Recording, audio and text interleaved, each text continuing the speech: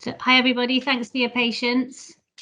We're just going to give it till, we're at 1 minute past, so I will start, just let the last few in and then we'll get started. So thank you very much everybody. I will just share my screen with you. I do need to let you know today, and I will tell you a couple of times, that we are recording today. So just to let you know that we are recording, and that will start. That started already, so bear with me. I will just share my screen.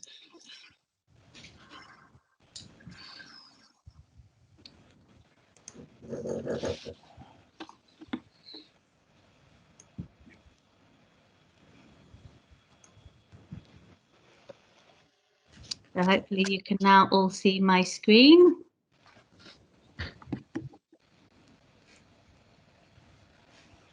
Great. So thank you everybody for joining today. Great to have so many of you on the call today. I'm Lizzie. I joined the Society back in July 2020, for those that don't know me. So I'm still a relative newbie.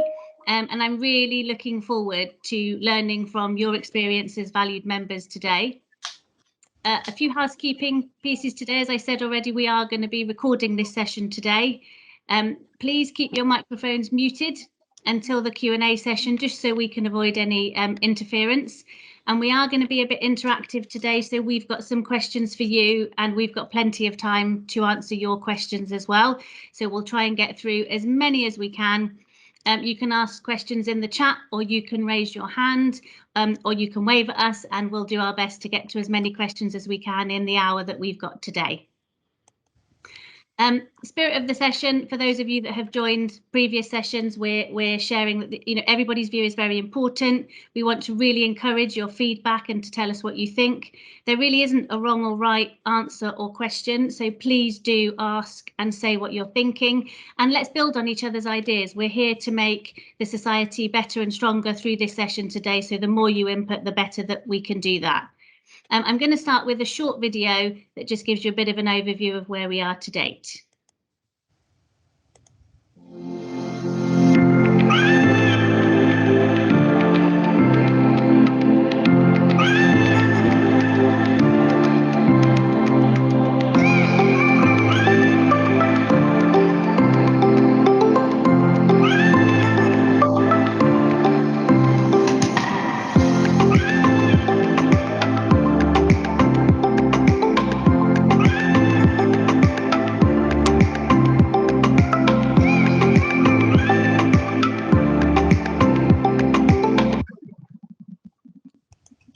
Stop the video.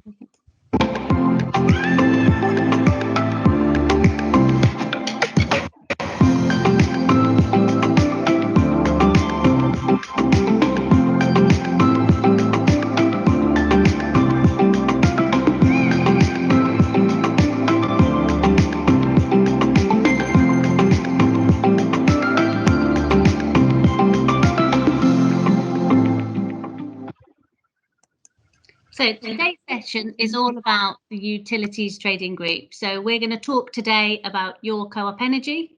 We're going to talk about your co-op broadband and your co-op mobile. And we're also going to talk about Unity, the newly rebranded community energy joint venture. We're not going to get to talk about all of the things that we're doing in this space, because we want to have a chance for some interaction, but we are going to cover a little bit more in the environmental session later today. So if you haven't registered for that and you'd like to, we'll be talking a little bit more about our EV strategy and our low carbon connectivity when we catch up, I think at 6 o'clock today. And I'm delighted today to be joined by some panelists who are hopefully going to answer all of your difficult questions. So we've got Luke James from Fairphone, our core partner for our sustainable mobile strategy. We've got Mark Luntley from Westmill, who is one of our community energy partners, and Tom Hoynes, who heads up our joint venture Unity. So we'll get to questions later, and hopefully they'll be able to answer any of the things that you'd like to know. I thought it would be really good to start with what our strategy is as a utilities trading group. So our whole strategy is built around enabling our members to adopt socially responsible and low carbon lifestyles. And we really believe that that puts us in a really strong position within the society and delivering what you, our members, are after. Why did we land on that strategy? Well, we feel that as a cooperative, we're uniquely positioned to be successful in this space, really down to our brand heritage and our strong society values. For me, both the core markets within energy and telecoms really remain ripe for a cooperative presence, and the global pandemic has only underlined the need for home services that are affordable, convenient, sustainable and ethical. When you take some of the top emerging trends, you'll see that the top trend in the UK and third globally is eco-conscience, which is all around making choices that are ethical and sustainable and reducing our environmental impact. And this is a continually growing trend, alongside belonging and a shared purpose. Consumers have told us that they're more likely to be loyal to brands which share their values and beliefs, support causes that you believe in, play an active part in the wider community, and ensure that we're really focused on well-being and shared interests. I think these trends have only expedited through the recent pandemic. Back in the first lockdown, we saw nearly 12 months ago, we saw nearly 2,000 deaths prevented from the reduced air pollution from restricted travel in the UK alone. So the significant impact that small changes can make is huge. To deliver our strategy, we focused on 5 core strategic pillars that really underpin how utilities are going to be successful. Member first, listening, responding and building solutions that work for you, our members. Part of what we're here to do today is to engage with you in two-way communication and understand how we innovate and develop in areas that really matter to you. Low carbon, making sure that we've got the right products and services that we offset and deliver climate positive impacts, alongside investing in new renewable generation, particularly around community energy. And most importantly, we want to make renewable generation and innovation in renewable energy accessible to everybody rather than just the few. We want to make sure that we have simple and easy access, so that you can access our products and services through trusted, reliable systems, and also trust the brand service that we deliver you at the end. And we'll leverage our co-op difference by putting the community and you, our members, at the heart of what we do. Tariffs that are specially designed to support local communities, schools and partners, and deliver connectivity and energy solutions to the underserved. And last but not least, we really want to engage our colleague members and ensure that they're at the forefront of our energy innovation and true brand ambassadors. This next slide really gives you an overview of the product set that we have within the utilities group, and we've broken it into 4 core groups. So if I start with broadband first, so your co-op broadband, we want carbon neutral broadband. So by working with partners like Zen, who have a completely carbon neutral supply chain, and moving towards fibre broadband, which has a much lower environmental impact, we want to give our members an opportunity to move from just carbon neutral to carbon positive products. We've created a community network, which is a tariff that enables every broadband package to feed a virtual community, providing both discounted and free broadband and connectivity to the underserved within our communities. And a pilot for this service will go live in July with our new website. Our Fairphone partnership, when we move on to mobile, is core to what we're doing, and a big focus around the Fairphone 4. I'm not going to go into that because I'm hopeful that Luke will talk to you about that in a few slides' time. But we also want to support our members to transition from traditional connectivity to voice over IP solutions, and ensure that none of our community are left behind when it comes to connectivity. And we want to investigate and develop our elder and refurbished mobile strategy, again ensuring that technology is accessible and available to all. If we move on to your co-op energy, our focus here is community power, local, green, community-based generation, pumping new green energy into the grid and ensuring that we improve sustainability and help towards our carbon targets. Investing in new and building new sources of renewable energy, alongside developing innovation specifically around EV. So whether that's leasing or charging, looking at how we can build out and support our members to adopt these newer low carbon technologies. And then last but not least, your co-op business solutions. So we still have a significant volume of childcare vouchers that we support, and we're also building our EV salary sacrifice scheme into this, where we're piloting this scheme within the society, and once proven, we'll broaden out across the society and to all of our flexible benefits and business customers. We also have our business telecom solutions, so providing the Your Co-op broadband, Your Co-op mobile solutions and UC solutions to our business customers. And we do this with 3 core strategies. We want to be simple, convenient and affordable, and ensure that we're competitive in the market. We want to offer low carbon products that really help us deliver a sustainable future, and we want to support our community with benefit and focus on investing into the projects that matter to you. The next couple of slides are going to talk you through some real examples of what we're looking at, and I'm going to hand you over to Tom first to talk about a new initiative. Hi everyone, thanks Lizzie. Yeah, delighted to be here today to talk through one of the initiatives that we as Unity are working on with the mid-counties and with Lizzie's team. New build renewable energy has had a bit of a knock in the press over the last few years because of the removal of subsidies, and I think if you're outside of the energy world day to day, you might believe that new build technology is almost impossible to deploy. But actually rooftop solar is still an extremely strong business case and a very, very good way to ensure buildings, whether it's domestic or commercial, are using as much green electricity as possible. And the business cases do still stack up. So working with the mid-counties, we're looking at deploying rooftop solar on mid-counties assets, whether it's the ones we're looking at first of all are food stores. But the aim is to, once those installations are made, is to work with existing community groups or help new community energy groups to start up, to bring those assets into community ownership. And Lizzie talked earlier about how we make that available to everyone. And we're working on initiatives where the traditional hurdle rates or the historic hurdle rates for investing in new build technology could be £250, £500, something like that. We're looking at ways to bring that either lower or being able to spread those payments, so it makes it an easier investment for everyone who wants to be involved. One of the unique ways that we're looking at paying back the returns on that investment is to utilise the different mid-counties facilities, which will include paying into a mid-counties members share account. It could be paid back as a credit on your energy bill via your Co-op Energy, or even as a credit on your Co-op mobile or your Co-op broadband bills. But the key here is trying to attract new people who may not have been able to look at investing into community energy before by lowering those hurdle rates. But then once the community energy project is up and running and generating a return, is having a real say in how the surplus profits are spent in that community in which it's operating. So we think this is a really exciting opportunity, and I'm sure it will be the food stores that we're looking at the moment will be the first of many potential projects across the mid-counties trading estate.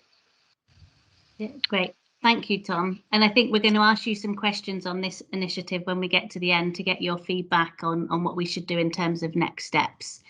I also wanted now to hand over to Mark. He's going to talk to you about an initiative we've been working on with Westmill and how we've developed our partnership over the last couple of months to do something really new and exciting. Thank you very much, Lizzie. Thank you very much, Tom. Can everybody hear me? Good. Yeah.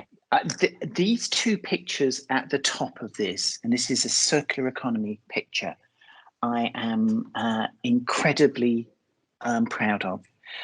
The one on the left is Westmill Solar in 2013, just after our first AGM, and it was at the time the world's largest community solar project. And the picture on the right is our world record turbine hugging competition. And Westmill wouldn't have existed without mid-counties. And Lizzie's talking. In fact, mid-counties were an early supporter of Westmill, and they pledged £100,000 to the share offer to make Westmill happen. It wouldn't have happened without mid-counties. And we've tried to be, we have 2,500 wind, 1,600 solar members, and we've sought to be innovative. And one of the things about that is we've tried to show visitors around. We've shown something like 12,000 visitors to the site. We have an educational program, which we're also working with mid-counties about. And we give a return to our members who have invested with us. But one of the limitations of the UK is that it's been incredibly hard to allow our members to buy our own electricity, their electricity. And we've been really pleased to be able to work with Tom and Co-op Energy and mid-counties to develop a model where our members, we sell our electricity to Co-op Energy, and we do that on a long-term basis. So there's one relationship. And then we encourage our members to buy their electricity from your co-op. That's the second relationship. And thirdly now, because of the partnership, particularly with Octopus and the new software, we will give our members who choose to buy their electricity from us a trading dividend, which will be equivalent to £15 on their electricity bill, off their electricity bill, and £15 off their solar and their wind electricity bills. So that is a genuine sort of link there, and that we think is really important. I'll give you one final statistic, which nobody knows outside the West Mill Solar and Wind Board, is we've been asking our members about, do they want us to do more? Do they want us to develop and think about long-term post-subsidy project? And 95% of the members who responded said they want us to make this a longer term project. So we'll be looking what we can do into the medium term, hopefully with yourselves. Thank you. That's great. Thank you so much, Mark. And I think it's probably quite timely for me to drop in today that we now partner with 100 community generators. So Tom and the team signed the 100th agreement only this week, and we now have enough community power in those agreements to power over 50,000 homes. So we're really, really excited by our community energy projects, and the fact that we've worked so well with West Mill and we've really brought these new propositions to life has been really exciting for us. And I think for Mark, it's great that the patience to get us here has been great, and it's really great to see that partnership continuing into the long-term future. So thank you very much for joining us today.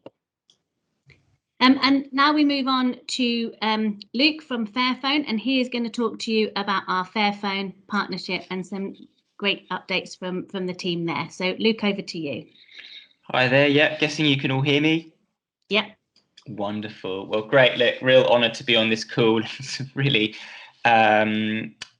positive collaboration and positive sort of lineage to what Fairphone is doing in comparison to what Co-op stands for. So yeah, thank you for inviting me. And yeah, I work for an organisation called Fairphone. Co-op is one of our longest partners that we've worked with, and we are a smartphone manufacturer. We produce and design smartphones with the ambition of reducing our environmental impact, but also increasing our social impact. So why is that important? As you can see on the slide here, we sell about 1.4 billion smartphones, or 1.4 billion smartphones are sold globally in the world. They're only used between 2 to 3 years, and actually only 15% are recycled. So Fairphone are on a mission to ensure that people can actually hold on to their devices for longer. And actually that's very much our environmental standpoint. If we hold on to our devices twice as long as we normally should, then we produce twice, 2 times less of devices that we should be producing. And we base our impact on 4 key pillars. So fair mining, we want to integrate fairer materials into our supply chain. Be it fair trade gold or be it recycled materials such as recycled plastic. We work on improving the lives of those that work within our value chain, be it from a mine level all the way through to a production level. I've touched upon the longevity element. So all of our devices are modular, which means that you can open them up and you can repair them yourselves because there is access to spare parts. And then our 4th pillar of where we create impact is recycling. So of course, we encourage users to recycle their old device when they buy a new one, and we use recycled materials in the manufacturing of our device. And the sort of theory of change is that it's not a closed business model. In fact, we are very transparent in what we do because we want other actors within the industry to follow in our footsteps and to be more sustainable and more ethical. And in terms of that transparent business model, we hope to inspire the entire industry to act more responsibly. And real pleasure to be on this call and to be such a key partner of the Co-op strategy. That's great. Thank you, Luke. And we're really excited that later this year we'll be launching the Fairphone 4, which is the new and improved version of the 3 Plus. And we're really looking forward to, again, strengthening that partnership. So hopefully you found that interesting, and we've given you some other people to listen to rather than just me talk to you for 20 minutes. But in summary, our strategy is around enabling you, our members, to adopt socially responsible and low carbon lifestyles. And we do that through 3 core pillars, which is providing you simple, convenient and affordable products and services that really help you lower your carbon impact and also provide a long-term community benefit to the projects that matter most to all of us. So now is the time that I'm going to move over to you and ask some questions. So I'm going to try and work out how I do this whilst presenting, but I'm going to move on to the next slide, and we have a question. And the question that I would like you to answer is around the fact that we've built this strategy around you, our members, and the feedback we've had to date. Tom talked to you about the investment opportunity in community energy generation and making investment accessible to all through reducing the payment threshold and also enabling our members to buy into this sort of scheme over a longer period of time. So maybe investing once a month for 12 months rather than having to find cash to invest in this type of initiative up front. And what we'd really like to know is how likely you would be to invest in a project of this nature. So there are a couple of ways we can do this. It would be great if you have your chat open and you can type in a 1, 2, 3 or 4. It would also be great to have some open discussion around this initiative specifically so that we can learn from you and understand more about what you're thinking. So if I could ask you to pop into your chat and pop in a 1, 2, 3 or 4 and give us your honest view of how you feel, and then we'll open up for some discussion around this subject at the same time. Now I'm going to minimize my screen and hope that you can still see it, and I can now see the chat screen.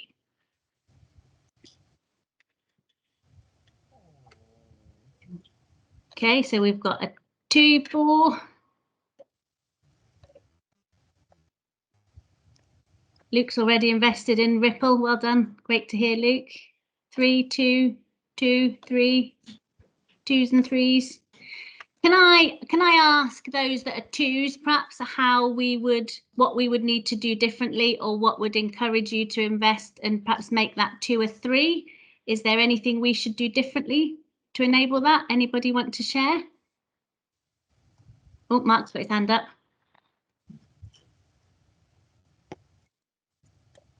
On mute as well though, Mark, I'm afraid.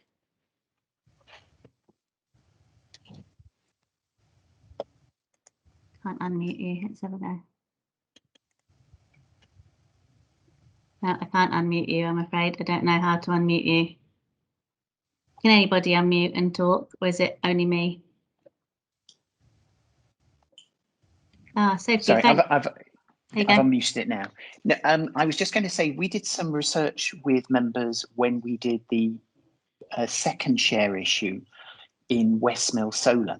And one of the things that came back was, particularly for younger people, it's not so much the cost, lowering the cost of being a member, but it's actually making it easier for people to withdraw their money. So one of the problems with some renewable co-ops is you say, it's only £500, we've got to hold it with you for 25 years. And for many people, it's not the £500, it's the 25 years. And so the model we're starting to experiment with is to say, actually, we will put money aside like a permanent co-op does to make it easier for people to be able to withdraw their money. And if it's easier to withdraw their money, we believe it will be easier and people are more likely to put their money in. Okay. Yeah, that's great feedback. Thank you, Mark. So, and I can see in the chat as well, Sophie, thank you. Before, if it was local, that's really good to know. So local, easy to withdraw money.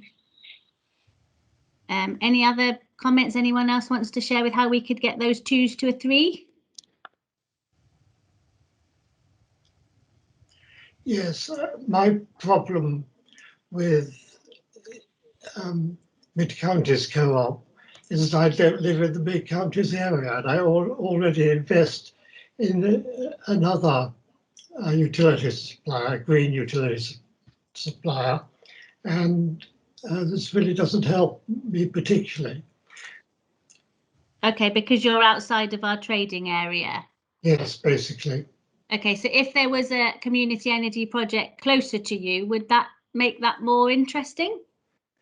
Possibly, but I'm bored with investing in community energy projects. There's more exciting things going on at the moment that I think need my money rather than community energy. Okay, okay. There's a turbine being constructed in the Orkneys. And I think that's decided at the moment pioneering and. Okay, that's great feedback. Thank you very much. I can always be relied on for great feedback. Thank you. We've got some more in the chat, so more information on how it works and how you invest. That's really good feedback as well. So real clarity on the process of how you put your money in and how you get your money out. So that, I think that's really useful. Lizzie, there's a question on, are we in Northern Ireland? I'm going to ask Tom that question as to whether we have any in Northern Ireland, but I don't think we do. No, the structure of the electricity market works differently over in the Republic and Northern Ireland. So unfortunately, we can't buy energy from those sites for a UK mainland energy supply. Thank you, Jackie. Thanks for the question, Luke. Okay, so that's great feedback. I've got another question for you now. So I'm just going to move on to the next question. So we want to ensure that we develop our strategy for you, our members. Where would you like to see us innovate in the future? And we've put a couple of suggestions up there, but also another. I'm hearing that turbines are more exciting, so perhaps we should put that on the list. So really keen just to get your feedback on where you'd like to see us innovate. Is it any of the areas on the slides, or is it somewhere else? And if so, where would that be?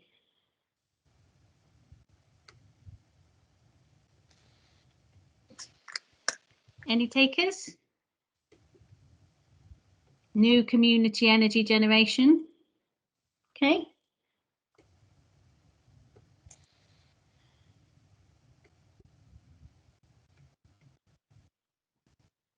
Well, John's put other, so I'm going to have to ask him what the other is now.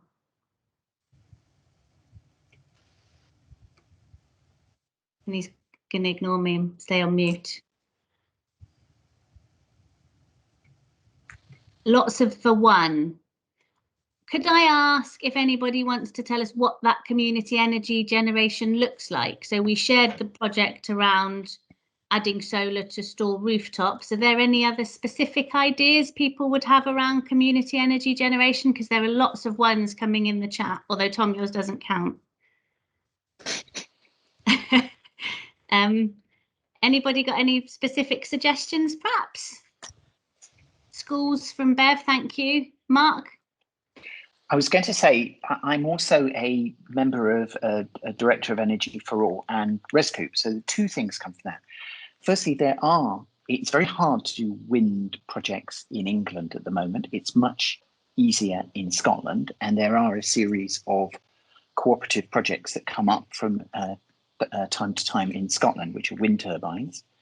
And indeed also hydro projects, and Energy for All is doing a series of hydro projects in the next few years, which will be cooperatively managed and run. And the schools co-op, which continues to grow and has passed its 100th school, it works. And there are others. There's one in Oxfordshire, which is the Low Carbon Hub, a separate organisation.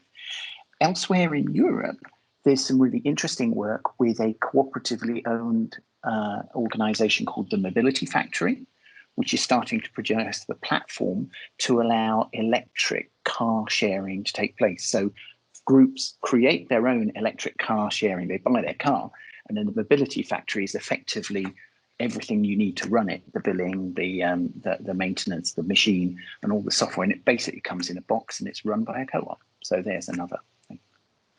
That's fab. Thank you, Mark. So I've got lots of schools coming, and hydro,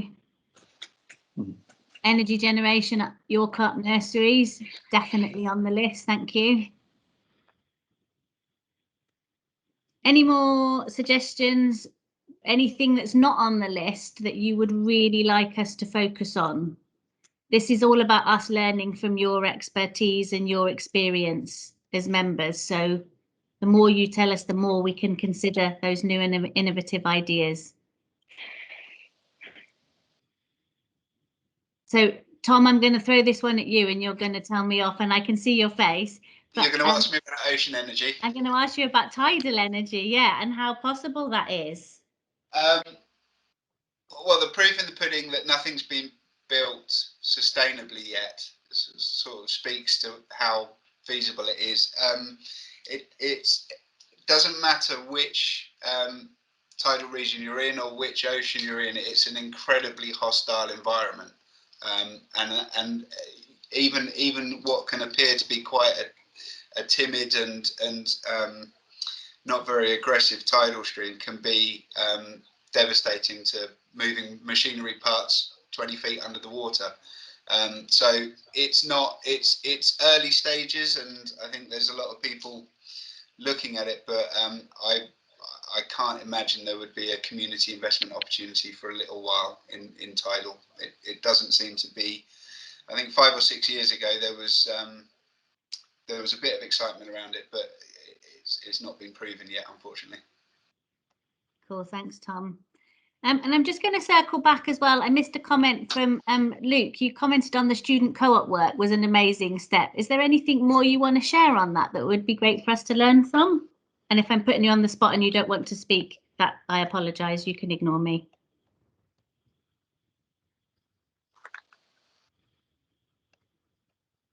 I might be putting Luke on the spot and he doesn't want to. Well, that's not Luke from Fairphone, right? No, it isn't. Okay, good.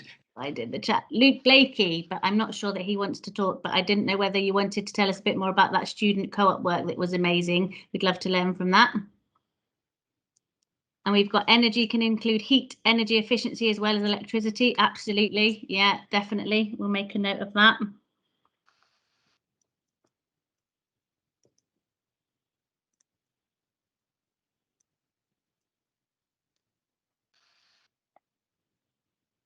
Okay, and then we've got partner with STEM engineering provisions with local colleges.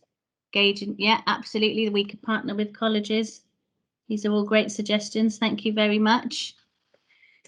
So, as that is sort of drying up in terms of ideas, we've captured them all in the chat. We'll definitely take a look and see how we can develop our strategy moving forwards. I see a lot of number one, so a lot of investment in new community energy generation, which will make Tom and Mark both smile. And there were a couple of fours as well. So Luke wasn't ignored, and we've got new and emerging telecoms in there too. So that's great. I guess now, really, and I'm just going to flick on a slide, so just bear with me 1 second. It's over to you to.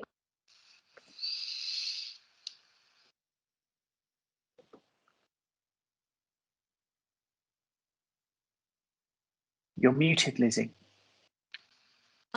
How did that happen? I've come back. I'm not sure how much of that you had or missed, but we will open to Q&A now, basically, for any questions you would like to ask us. So you can raise your hand or you can type in the chat, whichever's easiest, really. But we have a panel of experts here to talk to you. And I don't know whether I'm going to put Luke on the spot now from Fairphone, but whether he wanted to share anything about the upcoming FairTech initiative.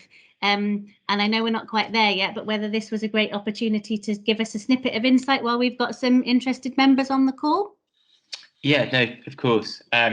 So we're currently in the process of creating an ecosystem of alternative actors across Europe. And what do I mean by ecosystem? So obviously, when you have a smartphone or you look at our collaboration with the Phone Co-op, you're talking about a smartphone and a network. But on top of that, you've also got the operating system. So the Fairphone usually, well, it runs on Android, but there are actually alternative operating systems out there, and operating systems that actually are focused on keeping your privacy, or focused on kind of privacy-focused operating systems, as well as the different ways in which these products and services can be procured. So instead of just buying it, you can lease it.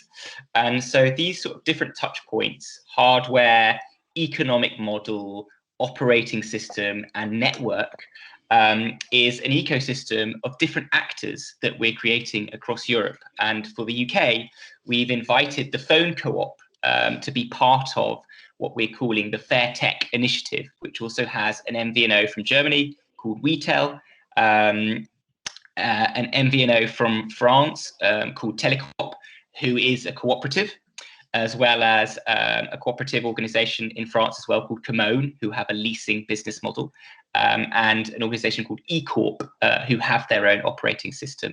So yeah, watch this space. But yeah, really, really interesting project, and so thrilled that the Phone Co-op are part of this initiative, and really looking forward to the launch date. So yeah, definitely work in progress, but watch this space. That's great. Thank you, Luke. And I know Jackie put in the chat, but she's super excited to be part of it as well. And we're looking forward to being part of that. So thank you. We've got a question from Pete on the chat for Mark. I'm going to put you on the spot now. And can you tell us a bit more about the education work that you mentioned Westmill have been involved in with young people? Yes. There's two elements to that. And the first is that we created a charity, the Westmill Sustainable Energy Trust, and wind and solar both contribute to that. We contribute in money, but we also contribute in time. I mentioned that we have shown something like 13,000 people round the site. Many of those are groups of school children. So we have a program of school visits, which we talk about two elements. We talk about community energy and also about cooperative and different forms of ownership of community energy. Westmill Solar put about £20,000 to help WeSet create a schools education pack, which was with teachers, I was going to say educationists, but teachers basically, in schools, a series of packs that schools can use to effectively lesson plan so that the schools can actually talk about community energy and how that is financed, and posing questions effectively for young people to think about where does their energy come from and how is it used. There are 5 schools with whom we partner, and Mid-Counties also has a schools partnership. And one of the things that we've done is said, look, let's not have 2 schools partnerships, let's have 1, and let's collaborate so we've got more than the sum of our parts. That's great. Yeah, thank you ever so much, Mark. Different question now from Ron, and I'm going to go back to you, Luke, please. So what steps do Fairphone take to try and ensure that slavery is not involved in the supply chain? Yeah, good question, and impossible. So unfortunately, and this is why I'm very proud to work for Fairphone, is that we're very transparent in the way in which we work. So you have about 40 to 60 different minerals that end up in a smartphone. So, and the supply chain is so incredibly complex that it's at the moment, near impossible to guarantee that a child hasn't been involved in the manufacturing or the process of that device. However, we focus on minerals where we think we can have the most impact. So at the moment, some of the minerals where child labour is closely associated with is cobalt. So we have last year started what was called the Fair Cobalt Alliance, where we work with a number of different partners to source what we want to call fair cobalt from Congo, which is the contributing of 60% of the world's cobalt supply, to work on different projects to create and source their cobalt, but also work on projects that eradicate the presence of child labour within mines of cobalt. And so to answer your question, how do you do that? And it's a great question, but it's also about going to areas where you see problems. So instead of being like, well, actually, these countries are really famous for unethical conditions or child labour, I want to go and source from countries where I know that's not going to happen. So, for example, you know, a lot of smartphone materials you could get from Australia. But if you just avoid conflict areas or avoid countries where this kind of issue is happening, it's not going to help, because it's going to force it to become underground. So steps you take is finding the problematic areas and working on programs where you can show that actually, if you work together and you collaborate, you can work to erase those problems, and then show that if you can do it on a small scale, you need to scale that up and invite other larger vendors within the industry to be like, look, if a small organization can do it, why can't you? Yeah, Luke, that's great. And I think the principle of actually collaborating to tackle it rather than just avoid any areas where there might be problems is great, because you're right. It is about not letting it go underground and how we can really try and eradicate any of that slavery and unfairness. So it's a great approach. So thank you, and really great update there. Tom, you've got your hand up. Yeah, I hope it's all right that I ask a question of a fellow panelist. Mark and I speak very regularly, but it tends to get drawn into detail about trading dividends and things quite quickly. So I wanted to ask, firstly, Mark's been re-elected back to the board of ResCoop, which is very exciting, and congratulations for that. Is there anything looking across to Europe, Mark, that you look on with envy? What could we be doing that we see in Europe that either isn't possible here because of legislation or it just hasn't been done before? Is there any lessons learned from your colleagues at ResCoop?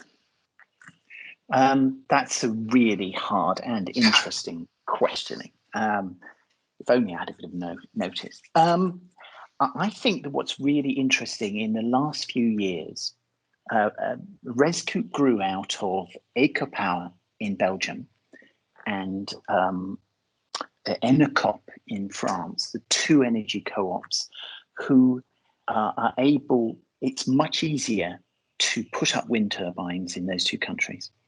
And they have been also able to sell their electricity directly. And that's something that has been really hard for community groups to do otherwise. So they were able to sell their electricity. It was a battle to do it, but they have grown. So they have 90, 100,000 customers, members in those two. And what's really interesting is how the Spanish have grown quite quickly. So Somenergia in Girona in Spain have really grown, and they've been using the fact that they supply the electricity and sell it as well. They're putting in a lot of non-subsidy solar and wind and hydro. And they're also helping their members reduce their electricity bills. So there was an EU project that had a series of co-ops thinking about different ways of helping their members reduce their electricity bills. So Enercop has done a piece which is called Dr. Watt, where they actually get groups of people together and talk about energy and reaching people who are not easily reached by IT, for example. The Somenergia has got a different system where they sit with their members, and because you're a co-op, you're much more trusted. So you have, you're in an apartment block, and they say, well, you're in exactly the same apartment block as somebody else, and you're using 3 times as much energy. We'll work with you to reduce your energy demand. I think that's really great. And then the final thing is the European Investment Bank are now, because of in the EU, there was something called the Clean Energy Directive. And one of the things that's done is put citizens at the heart of the energy transition. They're saying a transition has to be fair. And if it isn't fair, you're just not going to get citizen buy-in to it. And there's, the UK government's talked a good game about reducing pollution and increasing renewable energy, but there's very little mention at all about cooperatives or communities or citizens. And although we created a draft implementation plan during the transition period, it's completely disappeared. There's not a single mention of cooperatives or communities. I feel that's a great loss. And it's interesting, my final point, so I could casual on forever, is the European Union are creating a European Investment Bank. The European Investment Bank exists, obviously, but they're creating a structure actually to help fund community energy projects through loans and startup funding. And I just don't see that happening in the UK. So envious in all sorts of areas. Yeah, Mark, that's really great. I love the whole working together to say you both live in the same block, but your energy is really different. You know, what's going on. I mean, that's really fantastic. You know, you talk about the fact that we're not doing in the UK anywhere near the same as some of these European countries. What do you think we could do to help drive that, specifically around the co-op and the community push that has been overlooked, I guess, by this government? Do you think there's more we could do? I think that there is a wider there's a wider challenge, which is I think we should be saying that an energy transition has to be built not around technologies, because they keep changing, not around attracting, as I saw in the Financial Times this week, UK going out and trying to attract hedge funds and venture capitals to invest in renewable energy. Why doesn't the UK government, to start with, permit cooperatives simply to build community energy projects? And one of the cheapest forms of renewable clean energy is onshore wind. And there is an onshore wind is actually one of the things that actually makes onshore wind more acceptable if it's actually owned by local people. So there's a real model for creating lower cost renewable energy. So there you go. That would be what it is. I think the cooperative movement is and that's not just the renewable energy section, but the whole energy section, I think is incredibly powerful. Energy is what makes a modern society. So I think there's something here about the whole co-op movement saying we want the energy transition to be based around citizens. Okay, that's great, really great. Thank you, Mark.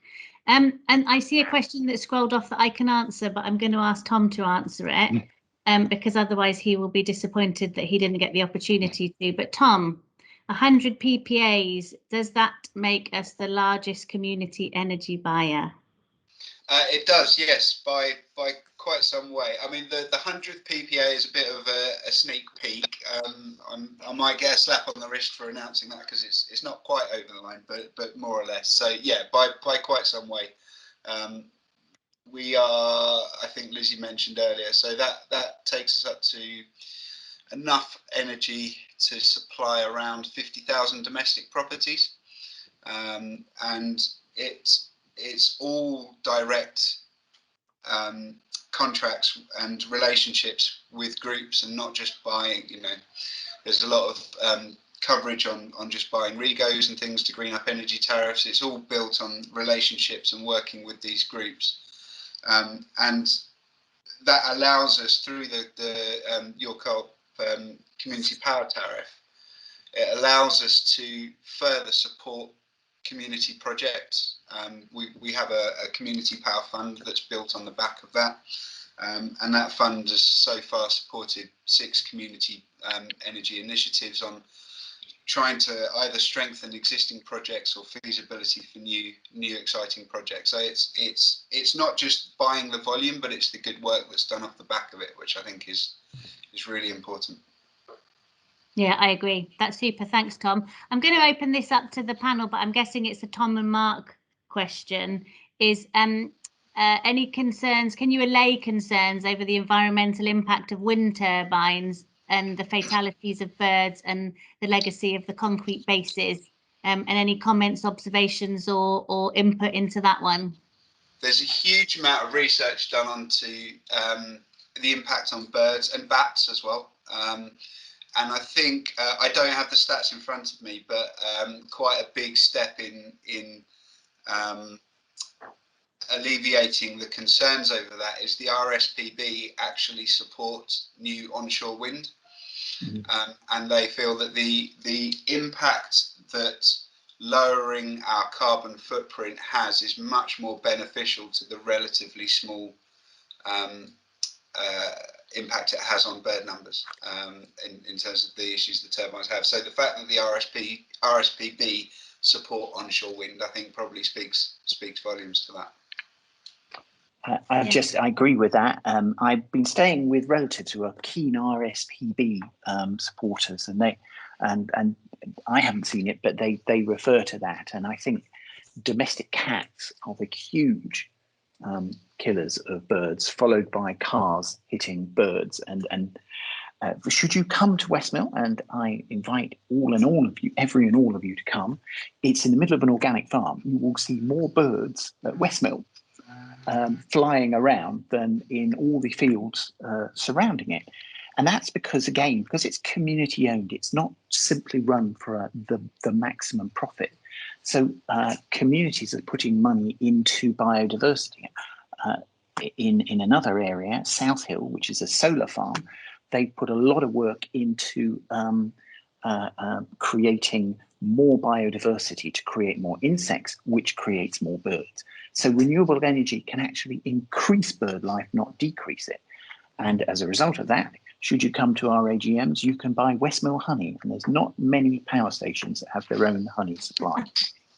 There's not many power stations with honey that you'd want to have anything to do with either, is there? No. Let's be clear. And no. I think, the Ecotricity have installed a significant number of turbines actually in RSPB sites across the country as well. So I think there is some definite changes in how that's been perceived, I think, as that's been developed. I see a question as well of what's our connection with Octopus Energy. Octopus has been criticised for greenwashing. Thank you, Gareth, for that one. I think pretty much most energy organisations outside of perhaps two will do a degree of buying regos and certificates for their energy.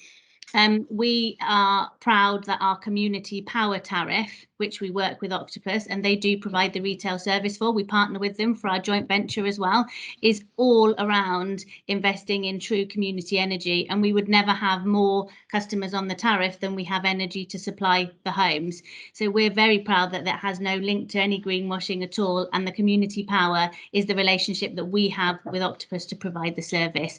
So there will be tariffs across, and there are probably tariffs in every organisation that are made green by simply buying a certificate, and our community power tariff is not one of those, and I'm very proud to say that.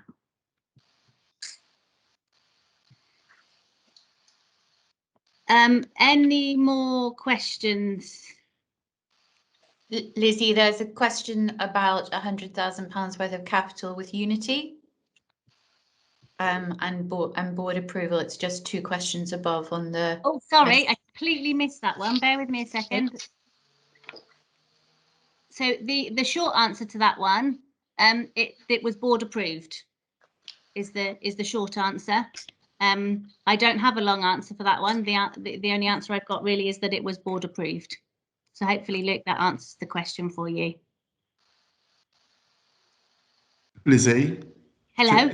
Hi, it's Phil here. Just Hi, to Phil. say, but that's the joint investment by Octopus and Mid Counties, 50,000 each, which was agreed by both boards as an upfront investment at the signing of the partnership for the joint venture on community energy. So it was invested by Octopus and us jointly and agreed by both boards. That's fab. Thank you, Phil, for that extra information. Hopefully, Luke, that's helpful. Have I missed any other questions, Jackie, as we've been scrolling? I don't think I have. No, all answered. Okay. Any final questions as we come towards the last 5 minutes? Because while I wait to see if any come in, what I do want to say is a massive thank you to all of you for giving up an hour of your time to join us. I think it's been insightful. Your feedback's been really, really useful. And I want to specifically call out Tom, Mark and Luke. Thank you for joining us and sharing your insight and your expertise in your relevant fields. Hopefully you found that useful. As I say, we will talk more in the environmental session later. So if you haven't registered and would like to, please join us there. And just before we close, I do have 2 final things for you. So bear with me a second while I just get back to sharing my slides. And I'm just going to share a short video for you. If you just bear with me, you can watch that. Hello, I'm Helen Wiseman, Society President, and I'd like to thank you for joining us for this session today. I hope that you found it both interesting and informative. This is part of our ongoing commitment to get members more involved and listening to their views on the society that they own. I'm delighted to tell you that we've been nominated as Leading Co-op of the Year, and you can find out more about how to vote in this award at the end of the video. And finally, I look forward to our AGM on the 13th of May. I hope that you can join us, take part and vote on issues that matter and find out how we are driving the success of your society, supporting our communities and working towards a better, fairer world. Thank you. So great to hear from Helen there. And as she said, bear with me a second. And as she said, we do have our AGM on the 13th of May at 6:30. So please, either if you do have a smartphone and want to scan the code, do so. If not, you can visit mid.coop/AGM21 and you can register to join us online there. And last but not least, as Helen also mentioned, we have been nominated for Leading Co-op of the Year. We are making a difference, so please vote for us. And you can do that today at www.uk.coop/vote. And if you feel that we are valid of your vote, please do so, log on and do that. So thank you very, very much for your time today. Enjoy the rest of your evening and we'll see you again at the next member session. Thank you very much.